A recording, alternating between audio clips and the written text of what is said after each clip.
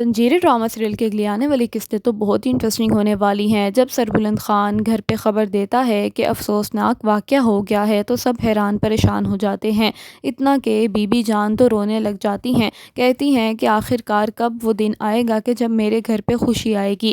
غم پہ غم ہی ملا جا رہا ہے مجھے۔ پہلے میری بانو مجھ سے بچھڑ گئی تھی، اس کے بعد سوراب لالا نے جو کیا ہے اس کو تو میں ابھی تک بھلا ہی نہیں پائی تھی، تو اب یہ نیا دکھ کہاں سے آ گیا ہے۔ سربلند خان بھی بہت زیادہ روتا ہے اور کہتا ہے کہ میں نے اپنی زندگی میں صرف بانو سے ہی محبت کی تھی اور بانو کے علاوہ تو میں کسی کو چاہتا ہی نہیں تھا۔ ایک بانو تھی، وہ بھی مجھ سے چھین لی گئی تھی۔ اس کے بعد میرا اپنا بھائی سوراب لالا، اس نے میرے ساتھ کیا کچھ نہیں کیا ہے اور اس نے مجھے اتنا بڑا دھوکہ دیا۔ اس کے بعد تو کوئی بھی غم سہنے کی ذرا بھی ہمت نہیں ہے۔ اتنے میں زرمالا آ جاتی ہے اور کہتی ہے کہ سربلند خان اور بی بی جان، میں آپ کو ایک خوشخبری سنانے آئی ہوں۔ جس کے جواب میں بی بی جان تو خوش ہو جاتی ہیں، کہتی ہیں کہ شکر ہے کہ کوئی خوشخبری بھی آئی ہے۔ تو پھر جب ربیہ بتاتی ہے کہ وہ سربلند خان کے بچے کی ماں بننے والی ہے تو یہ سب تو بہت ہی خوش ہو جاتے ہیں اور کہتے ہیں کہ تم نے اتنی اچھی ہمیں خبر سنا دی ہے، ادھر آ کے میرے پاس بیٹھ جاؤ۔ اور بی بی جان اس کو اپنی سونے کی انگوٹھی دے دیتی ہے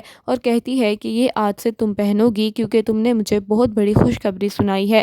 اتنے میں سربلند تو شرمانے لگ جاتا ہے اور کہتا ہے کہ ربیہ، میں نے تو کبھی سوچا بھی نہیں تھا کہ ہم دونوں کا بچہ بھی ہوگا۔ اتنے میں ربیہ بھی کہتی ہے کہ سربلند، آپ نے تو مجھے کہا تھا کہ آپ مجھے طلاق دے دیں گے اور پھر میں یہاں سے چلی جاؤں گی اپنے بھائی کے پاس، لیکن ایسا تو نہیں ہو رہا۔ جس کے جواب میں سربلند تھوڑا پریشان ہو جاتا ہے اور کہتا ہے کہ اچھا، اگر آپ یہ چاہتی ہیں کہ میں آپ کو طلاق دے دوں تو ہم دوسرے راستے پہ چلے جاتے ہیں، جو آپ چاہیں گی وہی ہوگا۔ جس کے جواب میں ربیہ بھی ہنسنے لگ جاتی ہے اور کہتی ہے کہ میں ایسا کچھ بھی نہیں چاہتی ہوں، کیونکہ میں آپ سے بہت محبت کرنے لگی ہوں۔ آپ نے مجھے تب سہارا دیا تھا جب میرے پاس کوئی بھی سہارا موجود نہیں تھا، آپ نے مجھے سنبھالا تھا اور اپنی حویلی میں جگہ دی تھی۔ آخر میں آپ سے طلاق کیوں لوں گی؟ جس کا اتنا اچھا شوہر ہو اور وہ سردار بھی ہو تو وہ کیوں ہی طلاق لے گی؟ اتنے میں سربلند مسکرانے لگ جاتا ہے اور کہتا ہے کہ تم نے تو مجھے پریشان ہی کر دیا تھا، مجھے لگا کہ شاید تم مجھ سے طلاق لینا چاہ رہی ہو۔ اتنے میں بی بی جان ان دونوں کو اپنے کمرے میں بلاتی ہیں اور کہتی ہیں کہ اب تم دونوں ماں باپ بننے والے ہو، اس لیے اپنے بچے کی اچھے سے تربیت کرنا۔ میری تو عمر کا کچھ بھی بھروسہ نہیں ہے، کیونکہ اب تو میں بس گنتی کے دن ہی جی رہی ہوں۔ اب میری جو عمر تھی وہ میں نے گزار لی ہے، اب تم دونوں کے ہاتھ میں سب کچھ ہے۔ ہر تالے کی چابی جو ہے وہ ربیہ کے ہاتھ میں دے دیتی ہیں اور کہتی ہیں کہ آج سے یہ حویلی تمہارے حوالے ہے۔ ربیہ کہتی ہے کہ آپ یہ کیسی باتیں کر رہی ہیں بی بی جان، ابھی تو آپ نے ہمارے بچوں کو بھی دیکھنا ہے۔